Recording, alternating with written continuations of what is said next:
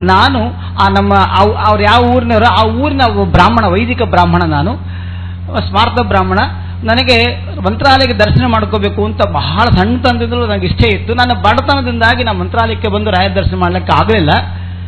ಹಾಗೆ ನಾನು ಸತ್ತೆ. ಆ ಒಂದು ವಾಸನೆಯಿಂದ ನಾನು ಮತ್ತೆ ಈ ಪಿಶಾಚ ಜನ್ಮ ನನಗೆ ಬಂದಿದೆ.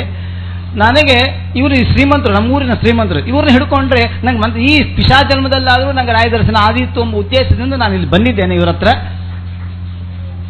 ಆದ ಕಾರಣ ನನಗೆ ಈ ಪಿಶಾಚ ಜನ್ಮದ ರಾಯರ ಮಠದಲ್ಲಿ ಒಳಗೆ ಹೋಗ್ಲಿಕ್ಕೆ ಆಗದಿಲ್ಲ. ನನಗೆ ಈ ಪಿಶಾಚ ಜನ್ಮ ಇರೋದಕ್ಕೆ ಇಲ್ಲಿ ಆಸೆಯಿಂದ ನೀವು ಕರ್ಕೊಂಡ್ಬಂದಿನಿ ಅವ್ರನ್ನ. ಇಲ್ಲಿ ಒಳಗೆ ಮಠದಲ್ಲಿ ಹೋಗ್ಲಿಕ್ಕೆ ಆಗ್ತಾ ಇಲ್ಲ.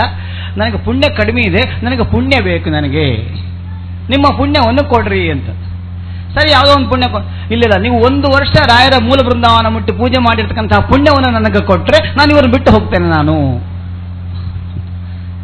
1 ವರ್ಷ ರಾಯರ ಬೃಂದಾವನ ಮುಟ್ಟಿ ಪೂಜೆ ಮಾಡಿದ ಪುಣ್ಯ ಅಂದರೆ ಸಾಮಾನ್ಯನ ಅದು ಕೊಡೋದಕ್ಕೆ? ಅದು ಮಾತ್ರ ಸಾಧ್ಯ ಇಲ್ಲ.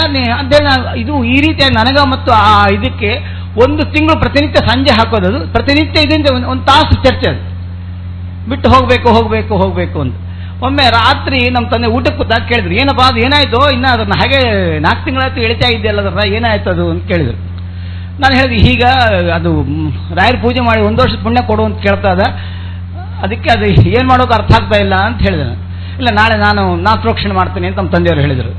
ಮರುದಿನ ಅವ್ರು ಪ್ರೋಕ್ಷಣೆ ಮಾಡಿದ್ರು. ಅದನ್ನು ಪ್ರೋಕ್ಷಣೆ ಅವರಿಗೂ ಇದೇ ಪ್ರಶ್ನೆ ಕೇಳ್ತದ್ದು, ನನ್ನ ಸಮಸ್ಯೆ ಹೀಗಿತ್ತು, ನಾನು ಬಂದಿದ್ದೇನೆ ಈ ರಾಯ ದರ್ಶನ ಮಾಡ್ಕೋಬೇಕಂದ್ರೆ ನನಗೆ ಮಠದಲ್ಲಿ ಈ ಹೋಗಕ್ಕೆ ಆಗ್ತಾ ಇಲ್ಲ, ನನಗೆ ಪುಣ್ಯ ಕಮ್ಮಿ ಇದೆ, ನಂಗೆ ಪುಣ್ಯ ಕೊಡ್ರಿ, ರಾಯ ದರ್ಶನ ಮಾಡ್ಕೊಂಡು ಬಿಟ್ಟು ಹೋಗ್ತೇನೆ ಇವ್ರನ್ನ. ನಮ್ಮ ತಂದೆಯವ್ರ ಜೊತೆಗೆ 1 ವರ್ಷ ಕೇಳ್ತದ್ದು. ಅವರು ಆಮೇಲೆ ಇವ್ರು ಕೊಡ್ಲಿಕ್ಕೆ ಆಗೋದಿಲ್ಲ. 1 ವರ್ಷದಿಂದ ಅದು 9 ತಿಂಗಳು ಪುಣ್ಯ ಕೊಡ್ರಿ, 6 ತಿಂಗಳು ಪುಣ್ಯ ಕೊಡ್ರಿ, 3 ತಿಂಗಳು ಪುಣ್ಯ ಕೊಡ್ರಿ, ಕೊನೆಗೆ 1 ತಿಂಗಳು ಪುಣ್ಯ ಕೊಡ್ರಿ. ಕೊನೆಗೆ ಎಲ್ಲಿಗೆ ಅಂತಂದ್ರೆ 1 ದಿವಸದ ರಾಯರ ಬೃಂದಾವನ ಪೂಜೆ ಮಾಡಿದ ಪುಣ್ಯವನ್ನು ನಂಗೆ ಕೊಡ್ರಿ, ನಾನು ಬಿಟ್ಟು ಹೋಗ್ತೇನೆ ಅಂತದ್ದು. ನಮ್ಮ ತಂದೆ ಅದು ಅಷ್ಟು ಸುಲಭ ಅಲ್ಲ, ಕೊಡ್ಲಿಕ್ಕೆ ಆಗೋದಿಲ್ಲ. ಕೊನೆಗೆ ಎಲ್ಲಿ ಅಂತಂದ್ರೆ ನಮ್ಮ ತಂದೆಯವರು ಹೇಳಿದ್ರು, 1 ಒಪ್ಪತ್ತು ಈ ಕಣ್ಣುಗಳಿಂದ ರಾಯರ ಬೃಂದಾವನ ನೋಡಿದ, ದರ್ಶನ ಮಾಡಿದ ಪುಣ್ಯವನ್ನು ನಾನು ನಿಂಗೆ ಕೊಡ್ತೇನೆ, ನೀವು ಬಿಟ್ಟು ಹೋಗ್ಬೇಕು ನೀನು. ಅದು ಕೊನೆಗೆ ಅದು ಸೋತು ಒಪ್ಕೊಂತದ್ದು. ಅವಾಗ ನಮ್ಮ ತಂದೆಯವರು ಆ ಬ್ರಾಹ್ಮಣ ಯಾವನ ಸತ್ತಿದ್ನೋ, ಯಾವ ಪಿಶಾಚಿ ಆಗಿದ್ನೋ ಅವನ ಗೋತ್ರ, ನಕ್ಷತ್ರ, ಹೆಸರು ಎಲ್ಲ ಹೇಳಿ ಪಿಶಾಚ ಜನ್ಮ ಬಂದಿರತಕ್ಕಂಥ ಅವನಿಗೆ ನಾನು ಭಾರದ್ವಾಜ ಗೋತ್ರದ ವೆಂಕೋಪಾಚಾರ್ಯರ ಆಗಿರ್ತಕ್ಕಂಥ ನಾನು ನನ್ನ ಕಣ್ಣುಗಳಿಂದ ರಾಯರ ಬೃಂದಾವನ 1 ಒಪ್ಪತ್ತು ರಾಯರ ಬೃಂದಾವನ ದರ್ಶನ ಮಾಡಿದ ಪುಣ್ಯವನ್ನು ಧಾರೆ ಕೊಡ್ತಾ ಇದ್ದೇನೆ ಸಂಕಲ್ಪ ಮಾಡಿದ ಮೇಲೆ ಅದು ಪ್ರಮಾಣ ಮಾಡಿ ಬಿಟ್ಟು ಹೋಯಿತು.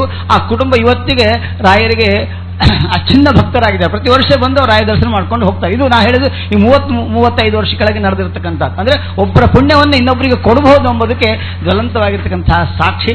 ಇಂಥ ಒಂದು ಕರ್ಮ ಸ್ವರೂಪವನ್ನು ತಿಳಿಸಿಕೊಟ್ಟಿರ್ತಕ್ಕಂತಹ ವಿದ್ವಾನ್ ಸತ್ಯನಾರಾಯಣಾಚಾರ್ಯರಿಗೆ ಉಭಯ ಸಮಿತಿ ಪರವಾಗಿ ಅನಂತ ಧನ್ಯವಾದಗಳು.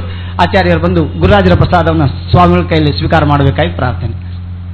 ಹಾಗೆ ಈ ಮುಂಚೆ ಪ್ರವಚನ ಮಾಡಿರ್ತಕ್ಕಂತಹ ವಿದ್ವಾನ್ ಆನಂದ ತೀರ್ಥಾಚಾರ್ಯರು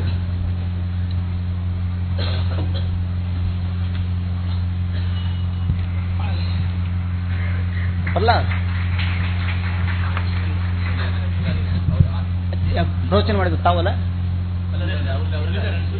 ಪ್ರವಚನ ಮಾಡಿದ್ರು ಅವ್ರ ಹೆಸರು ಸುಧೀಂದ್ರಾಚಾರ್ಯ, ಪಲಿಮಾರು ಶ್ರೀಪಾದಗಳಲ್ಲಿ ಸುಧಾಧ್ಯಯನ ಮಾಡತಕ್ಕಂಥವ್ರು, ಇವತ್ತಿನ ಬೆಳಗ್ಗಿನ ಪ್ರವಚನ ಮಾಡಿರ್ತಕ್ಕಂಥವ್ರು. ಈಗ ಒಂದು ಪುಸ್ತಕದ ಬಿಡುಗಡೆ ಕಾರ್ಯಕ್ರಮ.